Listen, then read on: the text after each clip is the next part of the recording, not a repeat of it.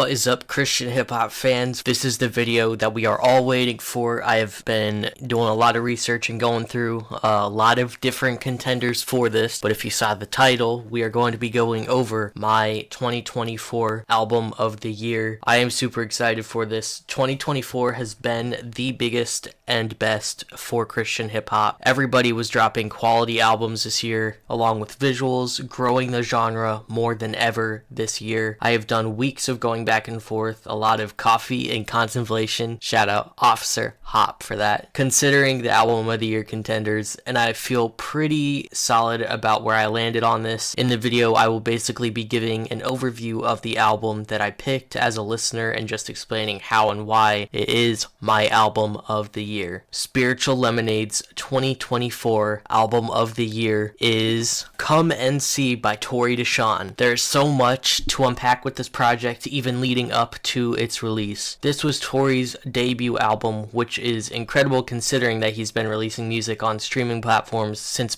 way back in 2017. The closest thing that we've heard from him that kind of felt like an album was the Boopy EP back in 2018, which, like Come and See, told his story through the lyrics and had a narrative throughout the EP.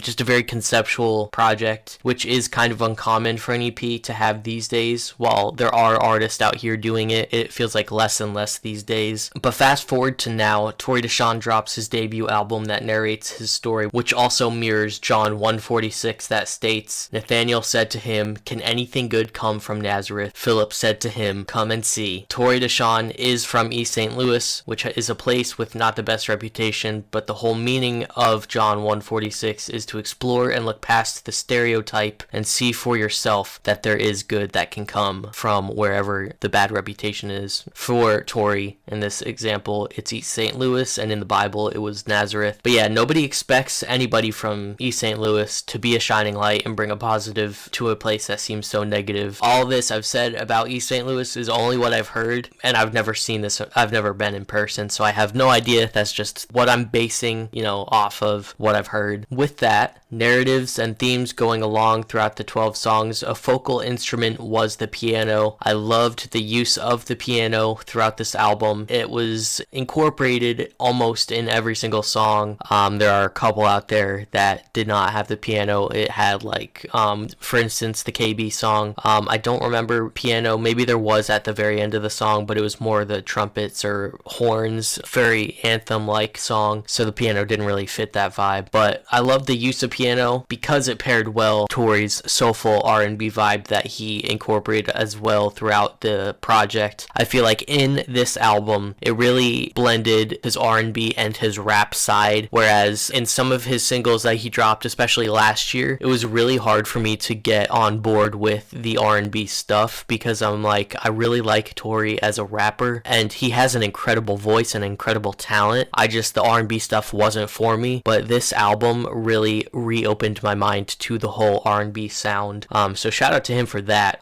Tory also self-produced 7 of the 12 tracks and was accompanied by Kamani Jones, Christopher Calicut, Wes Ryder, and Quentin Coblentz on production with 4 other songs. What Shall It Profit is the only track without a production credit on streaming platforms. Let me know in the comments, guys, if any of you guys know who produced on that track. I tried to find it on Spotify. It wasn't there. I didn't really look anywhere outside there, so maybe I am just the one sleeping right now. While Tory held his own throughout the album, he also had some crazy features from artists like KB, Halvey, Gianni, Nasky, Ezra Laron, Jay Monty, and Kamani Jones. And also, one of my favorite features on this album, 3700 Nesso. This leads into the best song on the album, in my opinion, which is, after listening to this album several times, it used to be Real Life, and I still think Real Life is one of his best written songs, but as a whole, I think the best song on this project is What Shall It Profit, and I think a lot of you guys are going to agree with me on that. But this song alone could and should win a Grammy for how well it was written, produced, and performed from both artists, 3700 Nesso and Tory Deshawn. While I've heard many people say it had a Kendrick influence, which I can definitely get behind, I definitely see where people are coming from with with that. I truly believe that this was Tory just being Tory. Don't think he was out here really trying to copy Kendrick or even recreate a song like Kendrick. I think this is just kind of how it flowed out of him, just kind of became that. And it definitely, because of the jazz and all the switch ups and storytelling, it definitely did have a Kendrick vibe. But yeah, and that switch up at the end from like very serious, you know, kind of soft paced a little bit, and then kind of picked up towards the middle of the song. But then that beat drop with 3700 Nesso, we in the club,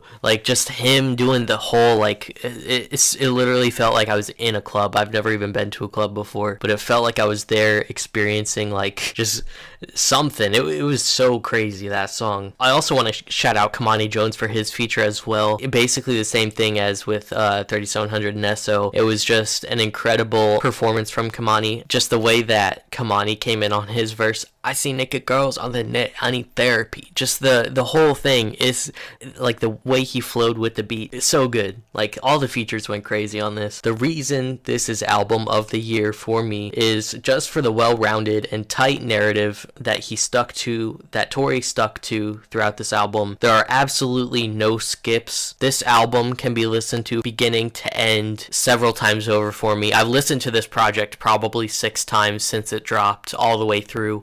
I will say it's probably harder to pinpoint certain songs like What Shall It Profit into a playlist.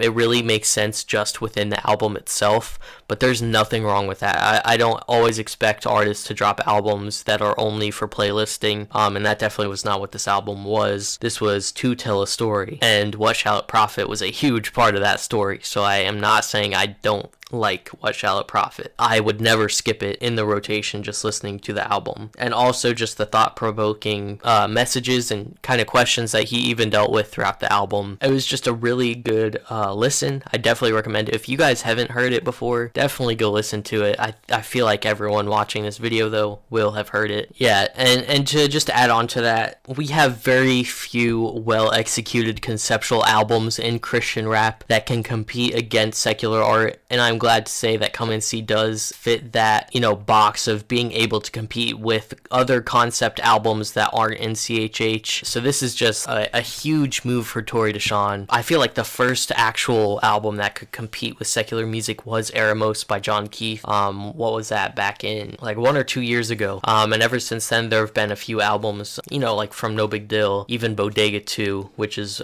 a lot of people's album of the year. I could see that also competing with secular art. But yeah, I just kind of at the end of this video here, I just wanted to kind of brag on Tory Deshawn for a few minutes. I was able to meet him at Smokefest this year, which is also what you're watching right now, a live session from the Holy Smoke Sessions. Smokefest was an incredible year, as I said in my Artist of the Year video, but I got the chance to meet Tory Deshawn. He was at his like merch table, and I was in line. There was a long line to meet this guy. Like, I'm talking, I don't know how long he was standing there, but there were so many people that were in line waiting to talk to him, and I stood in that line during some of the sets that were going on, and I got up there. He had recognized me from Spiritual Lemonade because I introduced myself when I did the VIP meet and greet, but you know, he was kind of promoting his album at the show, and when I went up to him to talk to him like personally after I stood in line, like I was talking to him for like a few minutes about the album, and then the person behind me kind of like interrupted and just kind of went up to get his picture, and like I just kind of got brushed to the side, and I was like, okay, I mean, what can I do? There was a long line, and I get it, I'm not the only one trying to talk to Tory, but I didn't completely walk away